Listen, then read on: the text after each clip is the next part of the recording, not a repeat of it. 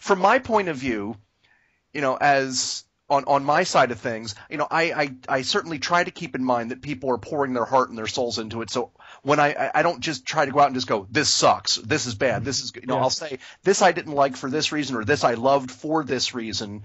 So when you're reading that criticism, how do you prevent it from how do you stop yourself from taking the really negative stuff personally?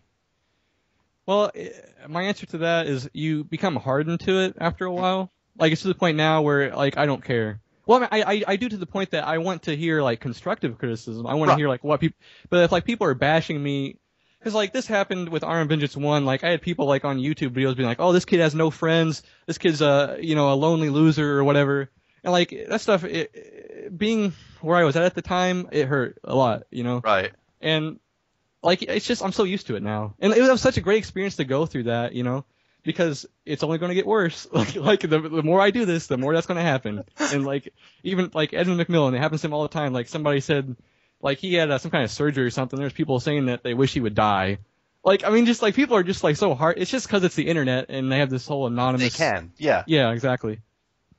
And that's just it. That's the kind of the whack jobs that you have to just go, okay, yeah, I went back through the old videos and I saw some of those comments and I was like, I just don't understand where that comes from. But again, this is another topic for another day about, unrepentant nerd rage. So right.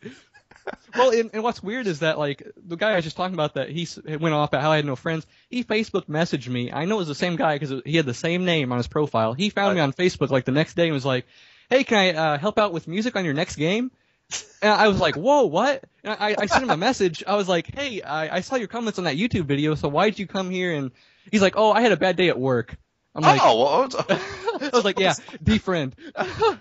I'll destroy somebody else because I had a rough day. I know. Yeah. And again, some of them are trying to that's the other part of it too. There are definitely people out there who do this stuff either for a living or are attempting to do it for a living, who are trying to create brands and personas and so on and so forth.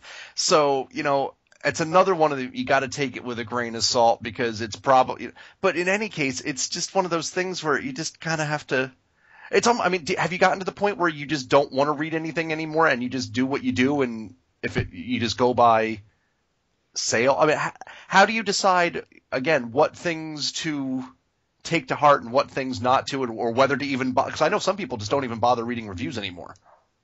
Yeah, I don't know. I try to have phases where, like, because it's really easy to get obsessed over, like, what people are saying about you. Right. Because, like, when I released Arm Vengeance and Arm Vengeance 2, like, at the peak of release, like, I was constantly, like, Googling my name and Googling Arm Vengeance. Like, I just had to see everything that people were saying. And, like, oh, that's great, like, for a couple of days, but after a while, it's just, like, I'd like to start working on another game, like, I want to take in, like, what people said, and I want to, like, try and improve. Like, I don't need to, like, dwell on people's crap they say, I could really care less. So, once you finish polishing up and releasing Sententia, whether it's through the new uprising that they're discussing or on your own, what do you think? Are you just going to rest for a while, or do you already have more stuff in the works that you're thinking about heading towards? Or, well, I'd like to maybe take a break. Yeah, it's been pretty intense with school, like, to keep up with everything, and, like, we're at the heart of, like, the classes I have now is just, like, pure game development, like group projects and stuff like that. So I'm sure the workload's going to increase even more.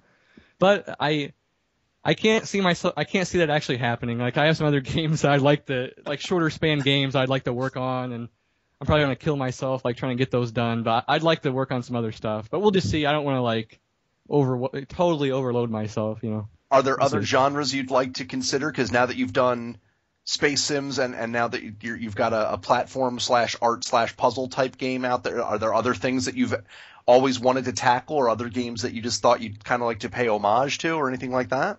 Yeah, there's a whole bunch of stuff that, I mean, just, like, working on Sententia has, like, opened my mind to all types of, like, themes that have, I mean, they've been talked about in other mediums, but, like, in the video game world, like, there's a lot of stuff that's just never been touched upon.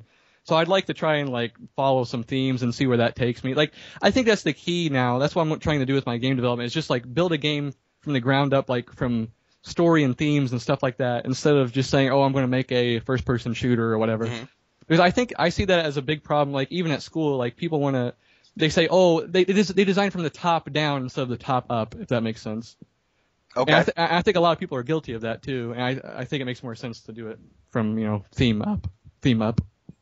Now, in terms of that, how difficult was it for you to transition? I mean, for your first, obviously from the first game, you started from scratch to build your 3D engine and so on and so forth. Yeah. So, making Honor and Vengeance 2, you're able to build upon that work, but now for Sententia, you went back to square one again and created something. Was it harder for you to create something, including the physics again, the engine again, all of that work, or was that because of the radical departure you were planning anyway? Was it a necessary evil? Was it a challenge you looked forward to? Just tell me about that transition.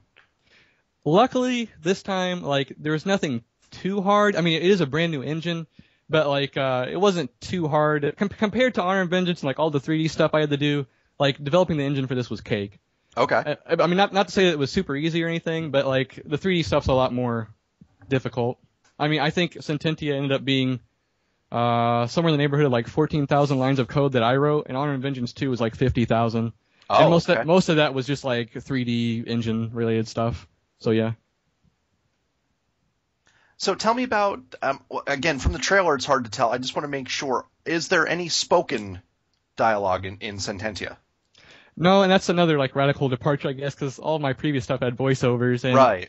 I don't know, I struggled, because originally in Sententia I had a lot of like player dialogue, like where I had your character would say stuff, and I ended up just cutting all that out, because, I don't know, it didn't feel right. Like, if I'm trying to present this game in a way where the player feels like the character, I'm not going to like put words in his mouth, if that makes sense.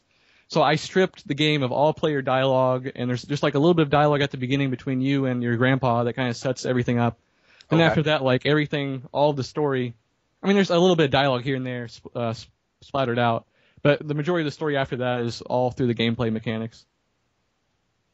Well, I mean, the game sounds intriguing. I've watched the trailer several times. I'm very much looking forward to trying this out. So the game is Sententia. It's going to be hopefully soon.